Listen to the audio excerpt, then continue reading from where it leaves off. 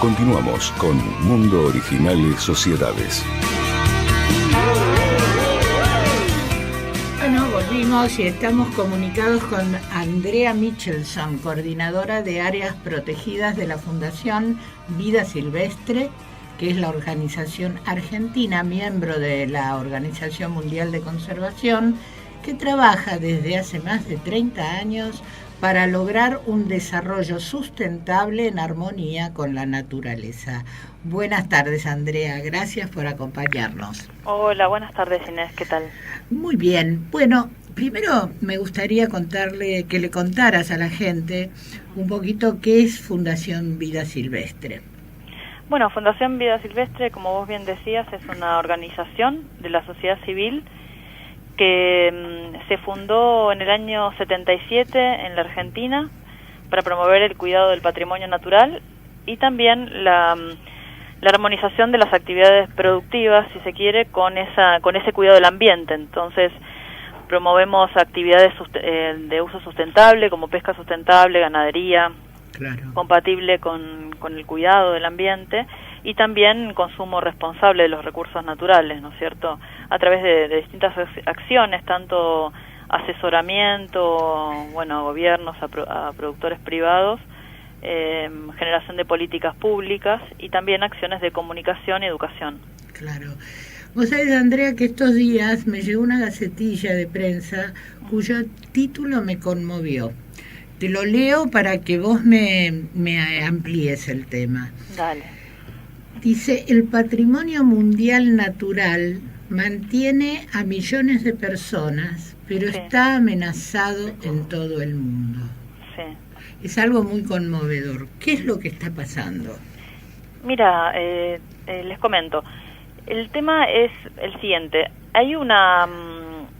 Internacionalmente hay sitios que el mundo, que expertos internacionales definen, y los mismos países seleccionan para que sean propuestos en una lista, o sean incluidos en una lista que es la lista de patrimonio mundial natural y cultural. Uh-huh. Esta lista es una lista emblemática, está asociada a una convención. Sí. Y los sitios que están en esta lista son sitios emblemáticos que tienen un valor sobresaliente, tanto natural o cultural, ¿no?, en algunos casos. Claro, claro. Y la mitad de estos, la Organización Mundial de la Conservación, que es una organización con la que trabaja la Fundación Vida Silvestre Argentina en red, sí, que en las siglas en inglés son WWF, publica un informe recientemente en el que describe cómo la mitad de estos sitios naturales del mundo, que son 226, sí, se encuentran amenazados por grandes actividades productivas o extractivas, más que nada, en los alrededores. La mayoría de las actividades son en los alrededores de estos sitios de patrimonio, en algunos casos adentro. Son actividades industriales que están contaminando, por ejemplo. Sí, son grandes actividades que transforman el paisaje y que en algunos casos contaminan. Ajá. Les doy un ejemplo. Sí. Algunas son, por ejemplo, la instalación de represas que cambian, claro, los regímenes de los ríos. Claro, otras son la construcción de infraestructura. Claro. En otro caso, la exploración o explotación petrolera o sí, la minería. Sí. Estas actividades, la tala ilegal, la sobrepesca, uso del agua insostenible, estas actividades tienen una repercusión en los sitios naturales. Claro. ¿Cómo los afectan? Porque están en el entorno de estos sitios y los dejan aislados, o cambian el régimen del río que atraviesa los sitios, o al talar el bosque en los alrededores de áreas boscosas, lo que producen es un aislamiento de las áreas naturales. Lo mismo, con minería, con petróleo, pueden haber contaminaciones de las cuencas. Entonces hay distintos impactos que se producen y que afectan a estos sitios naturales. Estos sitios de patrimonio mundial natural, como les decía, nosotros en Argentina también tenemos algunos sitios que fueron identificados en esta lista mundial, si se quiere, de zonas protegidas, digamos. Claro, de zonas protegidas emblemáticas. Claro. Y en Argentina son el Parque Nacional de Iguazú, el Parque Nacional Los Glaciares, uh-huh, el Parque Provincial Península Valdés, sí, y hay otro sitio que es combinado, que combina un área protegida provincial y una nacional, que es Talampaya e Ichigualasto. Ajá. Esos 4 sitios naturales en Argentina también son muy valiosos, generan un impacto económico también en la Argentina porque reciben muchísimos visitantes y turistas que se acercan, maravillados, digamos, con el bien natural, con el patrimonio natural de ese sitio. También mucho de eso tiene que ver con la figura esta de patrimonio mundial.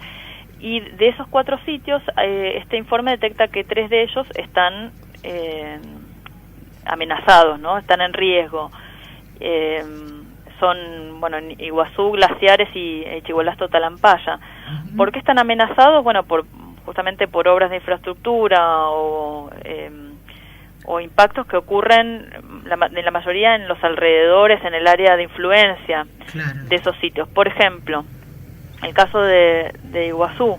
El caso de Iguazú es muy interesante porque la provincia de Misiones está haciendo un buen trabajo, tiene muchísimas áreas protegidas en la provincia, y el bosque dentro de lo que es el ecosistema, que es la selva paranaense o la Mata Atlántica, la mayoría de ese ecosistema que compartimos también con Paraguay, y con Brasil, se encuentra preservado en nuestro país, en Misiones, en áreas protegidas, tanto públicas, privadas, y en el caso público por nación o por estado provincial.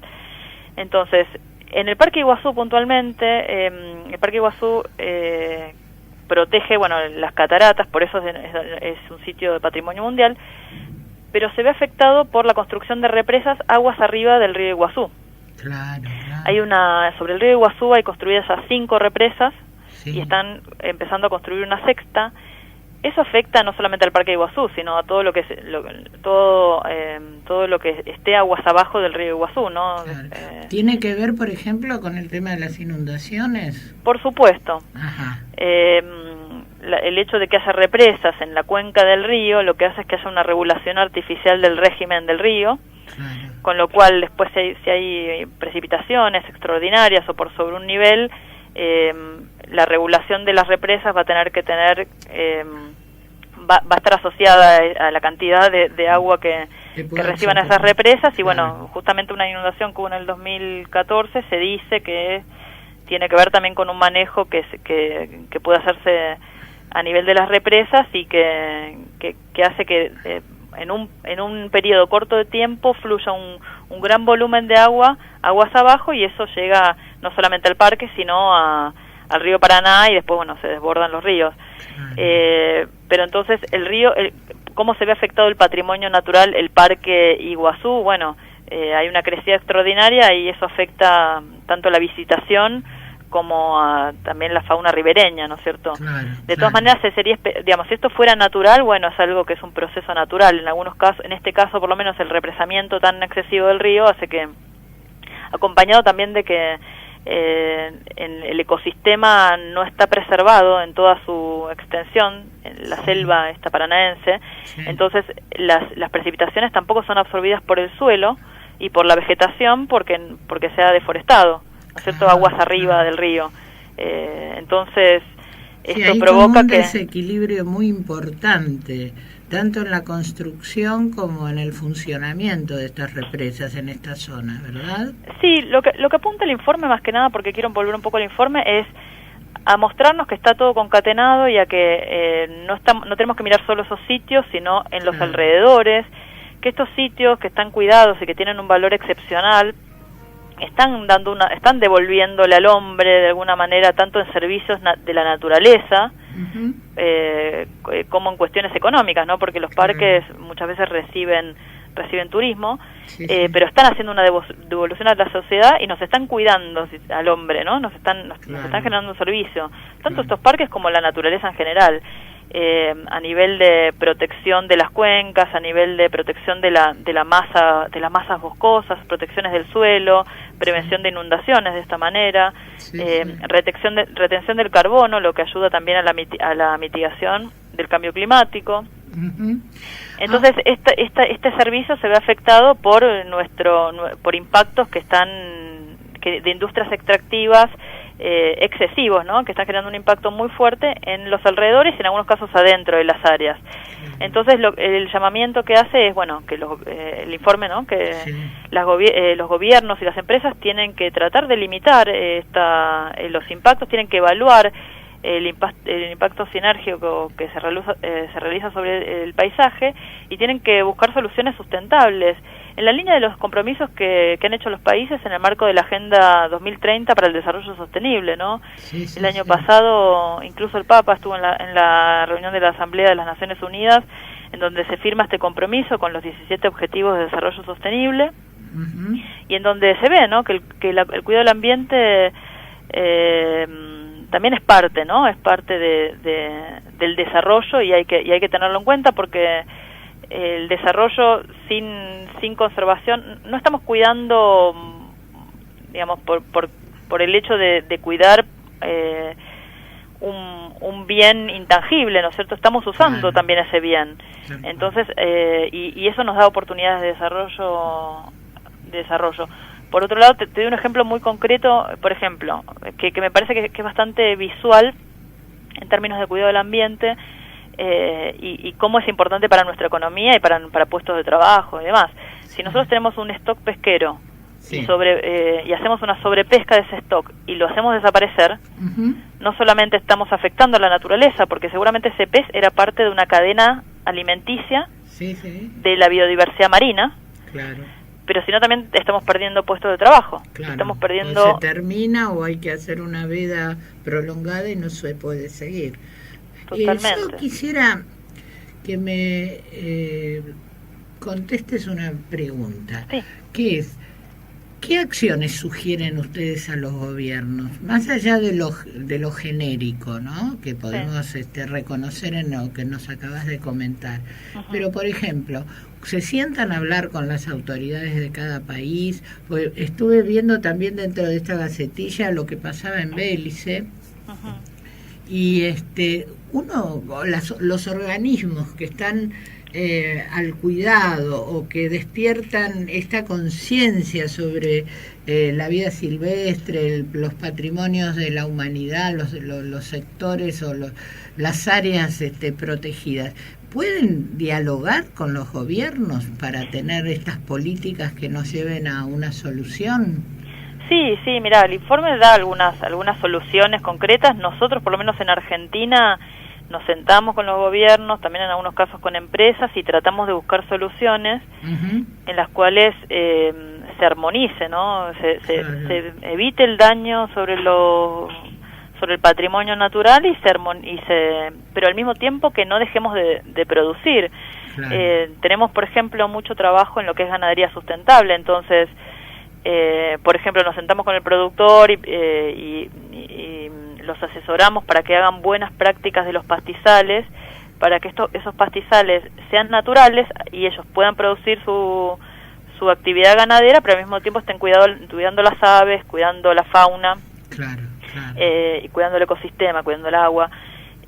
Nos sentamos con el productor también, nos sentamos con los gobiernos muchas veces para promover políticas de cuidado del ambiente. En este caso, por ejemplo, ahora te doy un ejemplo, ¿no? Se está discutiendo la ley está empezando de nuevo a discutirse la ley para la protección y el uso racional y sostenible de los humedales de la Argentina. Es una ley de presupuestos mínimos, que significa que es una ley federal de aplicación en todo el país, que establece los mínimos parámetros para el cuidado del ambiente. Entonces es como de aplicación para todo el país. Esa ley está empezando a discutirse ahora de nuevo. El año pasado había perdido estado parlamentario y bueno, nosotros lo que hacemos es tratar de apoyar y de impulsar y de asesorar lo que Fundación Vida Silvestre considere que es adecuado en el marco de esa ley, para que se puedan proteger los humedales en el país y se pueda hacer un uso racional de esos ecosistemas.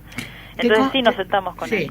Te comento algo, en otras áreas estuve hace un tiempo entrevistando a gente que tiene que ver con el transporte de carga.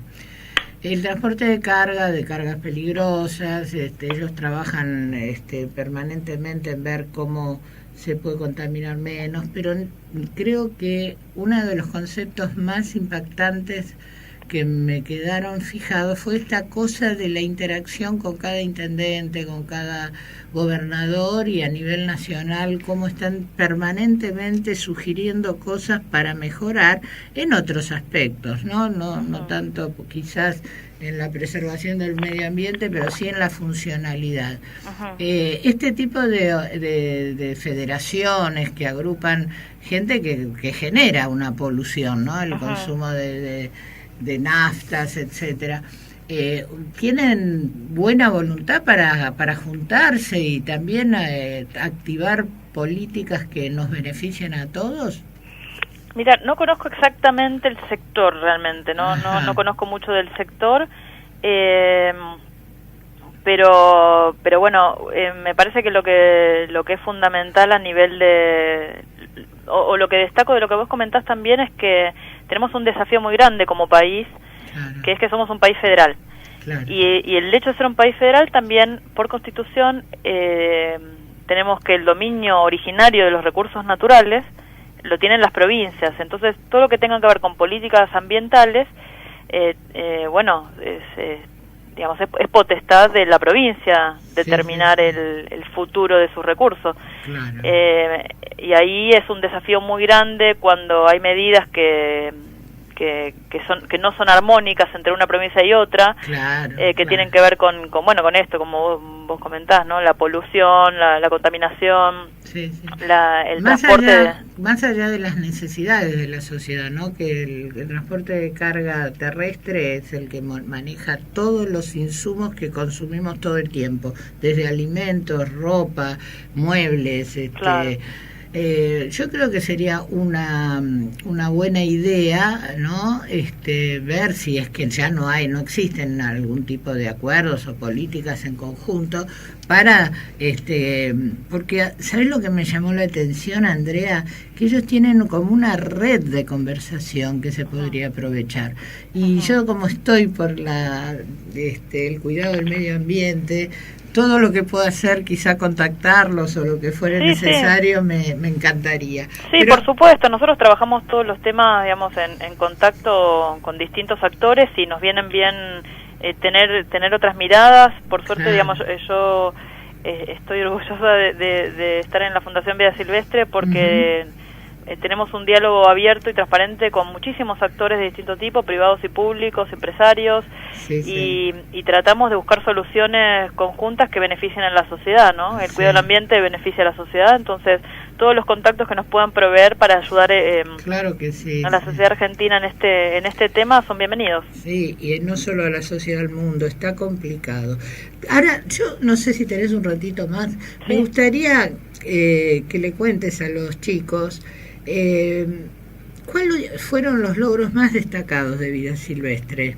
Como digamos, lo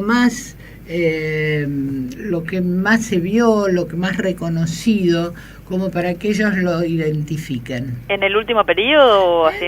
Lo que tengas ganas de hablar, o lo que tengas a mano información. Sí, te cuento. Mira, justamente ahora vengo de una reunión de eso, así que me interesa comentártelo. Sí. Junto con otras organizaciones, en el año 2014 impulsamos lo que se creó, hablando de esto de que vos me contabas sobre plataforma de diálogo, red de diálogo, se crea una red argentina de reservas naturales privadas.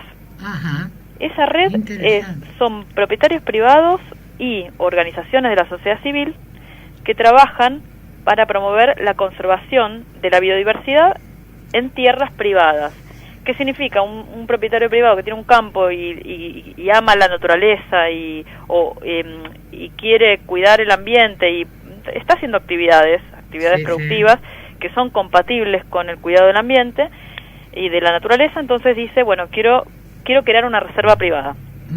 Doy un ejemplo muy emblemático en Argentina, por ejemplo, que es la Aurora del Palmar, que es una reserva privada que está enfrente del Parque Nacional Palmar. Entonces, el propietario voluntariamente destina su tierra a cuidar el ambiente, y eso es un beneficio también para la sociedad. Claro. Si bien es su campo, pero bueno, es una ayuda al cuidado del ambiente, a los servicios de la naturaleza y a la biodiversidad. Entonces, esta red integra a más de 60 reservas privadas y a más de 15 organizaciones de la sociedad civil, y promueve integrar el tema, fortalecerlo, expandir las iniciativas voluntarias de conservación y promover políticas de incentivos a este tipo de herramienta. Claro. Entonces, yo no sabía que había tanta iniciativa privada, ¿eh? Sí, nosotros tenemos identificadas, ya se hizo una base de datos, todos, más de 200 reservas privadas. Algunas de ellas son reconocidas por las provincias, porque hay 12 provincias que tienen un régimen, una ley, que reconoce las reservas privadas dentro de su sistema de áreas protegidas naturales, y hay otras provincias que no tienen. Entonces, de esas provincias que sí tienen, hay algunas que reconocen a algunas de esas reservas. Entonces, lo que necesitamos es que todas las provincias reconozcan a los esfuerzos privados, porque realmente el país tiene metas para crear áreas protegidas. El país se ha comprometido como otros países, en el marco del Convenio de la Diversidad Biológica, a crear áreas protegidas y cubrir un 17% de su superficie terrestre con áreas naturales protegidas, que estos son parques nacionales, reservas naturales y demás. Y un 10% del mar. Claro. Entonces, esos compromisos nosotros como país ya estamos entre más o menos más de un 7 y menos de un 10%. Sí. Y es muy difícil seguir avanzando en la creación de áreas naturales protegidas porque el dominio de la tierra, la mayor parte en Argentina, más del 80%, está en manos privadas. Claro. Entonces tenemos que tener a los propietarios privados como aliados de la conservación, y por eso es muy importante para nosotros esta red, ¿no?, que está generando... Además muy interesante, además esto de resaltar que la iniciativa privada, el reconocer que el cuidado del medio ambiente favorece a la biodiversidad, no sé, al cuidado de la naturaleza en general, es realmente interesante, me parece, ¿no? Porque a lo mejor uno no sabe en alguna provincia que todavía no está asociada a ustedes, y ya están con estas iniciativas. Sí, es muy interesante, y aparte es muy interesante para nosotros, por lo menos, que a pesar de que todavía no hay un marco ni para el país nacional, o sea, ni para el país, ni para todas las provincias, han surgido voluntariamente estas iniciativas, porque la gente que trabaja en el campo, mucha gente que tiene acceso a la naturaleza, es muy difícil que no quiera cuidarla, o sea, es muy difícil que no quiera protegerla, que no quiera sobre todo si se crió en un campo, que no quiera ver eso pasando a las manos de sus hijos y a los hijos de sus hijos. Claro que sí. Claro. Tal vez la mirada más transformista la tenemos muchas veces desde las ciudades, por eso nosotros lo que alentamos es que desde las ciudades vayamos a visitar áreas naturales protegidas, conozcamos qué es la naturaleza, entremos en contacto de nuevo genuinamente con el entorno natural. Claro. En Buenos Aires tenemos bastantes áreas naturales protegidas, algunas son urbanas o semiurbanas, que vale la pena recorrer y volver a ganar ese contacto, porque muchas veces desde el ámbito urbano empezamos a perderlo, ¿no? Perdemos esa conexión psicológica y emocional. Y mira, la otra vez me mandaron un trabajo justamente unos colegas de acá de Fundación, que es muy interesante, que habla de que la conexión con la naturaleza también tiene un impacto emocional y psicológico, ¿no es cierto? Y tiene que ver con la salud, la salud humana, ¿no? Si la nosotros salud conectamos, mental, digamos. Sí, el estrés, todo lo que es el estrés y bueno, uno camina, creo que en la promoción de ese trabajo decía, ¿no? Si uno está caminando en una reserva, en un ambiente natural, en un bosque, al lado de un río, no es lo mismo que estar caminando por la 9 de julio, por ejemplo, ¿no? El estrés que uno es bravo en estos días, los bocinazos, la falta de contacto.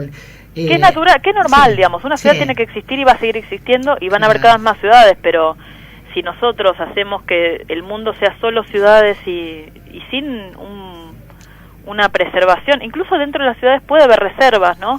Si tenemos si permanece una conexión con el entorno natural desde el punto de vista educativo también, vamos a poder también tener una mayor salud nosotros, ¿no? Así es. Contame un poquito, ¿cuántas personas trabajan en vida silvestre? Mira, ahora somos alrededor de, si no te digo más, 40. Ajá. 40, un poco más de 40. Nosotros tenemos una oficina, más de 40, estoy diciendo bien. Tenemos una oficina acá en Buenos Aires, acá cerca de la Plaza de Mayo. Sí. Tenemos una oficina en Mar del Plata. Ajá. Y tenemos una oficina en Puerto Iguazú, ahí cerquita de las cataratas. Después tenemos también una comisión directiva, digamos, claro, que toma las decisiones. Que toma las decisiones, claro, más como directivas y de administración. Sí. Y el equipo es muy variado. Tenemos gente que trabaja en temas, o sea, biólogos, agrónomos, claro, forestales, un museólogo, gente que trabaja en temas de comunicación, claro, abogados. Así que trabajamos con una variedad de disciplinas. Es muy rico el equipo. Muy bien. ¿Y cómo obtienen recursos para las acciones que desarrollan? Mira, nosotros tenemos una parte de recursos que vienen de socios. Uh-huh. Otra parte que viene de, por ejemplo, de proyectos que vamos haciendo. Sí. Vamos presentando a distintos organismos de cooperación internacional, nacional. Uh-huh. Tenemos también fondos de empresas. Claro. ¿Qué más? Creo que eso básicamente. Tenemos también mucho trabajo con nuestra red de la Organización Mundial de Conservación. Claro. Y de hecho todos nuestros balances están publicados en Internet. Sí. Todos nuestros balances anuales, nosotros recibimos auditorías anuales, todo eso está publicado en Internet porque creemos en la transparencia, claro, sí, en la claridad, la transparencia, claro. Así que está todo publicado en nuestra página, sí, en la parte institucional. Bueno, y desde nuestro hogar, ¿cómo sí podemos colaborar a mejorar nuestras condiciones de vida? Primero, no desesperar. Primero, sabemos que el panorama siempre uno tiende a quedarse obnubilado. No es la idea, o sea, lo importante es que cada uno desde su lugar puede cooperar, puede colaborar, uh-huh, a través de acciones pequeñas y personales, ¿no? Tener un consumo más responsable en lo que hacemos en el día a día. Por ejemplo, si consumimos energía, si usamos la luz, bueno, usémosla de una forma racional. Si usamos el agua, usémosla de una forma racional. Tratemos de separar los residuos. Sí. Cosas que son básicas. Ese es un primer paso que es enorme. Sí, claro. Enorme. Claro. Y bueno, después también lo que les dije, ¿no? Conocer, visitar entornos naturales, tratar de conectarse, tratar de participar y de estar al tanto, ¿no? De lo que está pasando en los temas ambientales. Siempre es buenísimo tener voces desde la sociedad que surjan y que propongan ideas y que planteen propuestas y que también participen, claro, en los temas ambientales. ¿Cómo podemos colaborar con Vida Silvestre? Nosotros tenemos un sistema de socios, uh-huh, y entonces la mayor colaboración para nosotros desde los individuos es hacerse socios, claro, ¿no? Y siendo socios, los socios reciben en algunos casos, bueno, dependiendo de la cuota, pero reciben revista, reciben el mailing. No hay que ser socios solamente para recibir el mailing, pero tienen un contacto un poquito más directo, ¿no es cierto? Así es. Así que siendo socios a nosotros nos ayudan un montón, y aprovecho para pasarte el link de la página. Eso, te iba a pedir las vías de comunicación. Sí, la página es www.vidasilvestre.org.ar. Muy bien. Muchas gracias por acompañarnos, Andrea Michelson. Un gusto. Te voy a hacer llegar algún contacto a ver si prospera eso. Bueno, muchas gracias, Inés. Bueno, un gusto. Y bueno, te espero algún día en el estudio. Bueno, muchas gracias. Sí. Hasta luego. Chao. Bueno, estuvimos conversando con Andrea Michelson, coordinadora de áreas protegidas de la Fundación Silvestre. Ya volvemos con música, nos vamos.